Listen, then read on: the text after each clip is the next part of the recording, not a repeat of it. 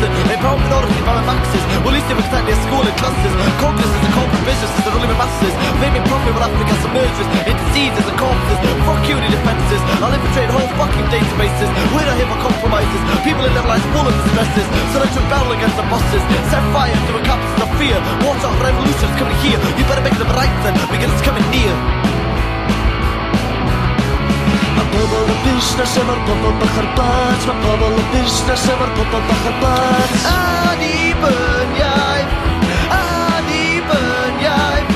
Yo, dan ddim yn glyn, ddim yn gwrdd rhywbeth o'r ffwrdd as ledyn, mae'n mod yn ymwneud dros e'r bobl. SLC, mainstream garbage, sgan ni'n bechad, neu glad nhw o'r BBC. Pwy'n cael wyma from a business perspective, cael nhw'n ni'n ymwchwch, mae'n dweud gael y gwir, mae'n detective. Mae'n gwneud elwr yn collective, yn cael wankers a bankers, yn hawlio pres mewn system ffrachwanus. Mae'n gan newid, a'n bechad, a'n nathgaeth. Mae pobl y busnes efo'r pobl bach ar blat. Mae pobl y busnes efo'r pobl bach ar blat.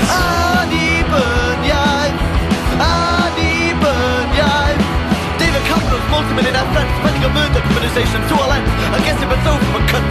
Corporate media right for his ownership of Britain. For wealthy substance constitution, as it is written. Perpetrator and murder club, have you forgotten? 1% of his scumbags rule the world and control resources. On the name of like a children of Kenny Cunnington. Failed revolution, prison and consequences. You can kill a revolution but never right here. Pobl y busnes efo'r pobl bach ar blat. Mae pobl y busnes efo'r pobl bach ar blat. Annibyniaeth, annibyniaeth.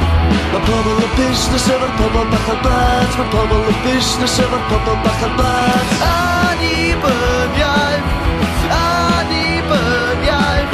Felly'r ffwrdd as ledyn, da ni'n angen nhw. Beth o'n aeth systems you give a bow. Cyfiawnder rhyfyd cared a hebwch. Yn disgo pan ag y fôr yn dywelwch. Mae fawrraeth o'n byd heb dywchwch. Mewn adeilad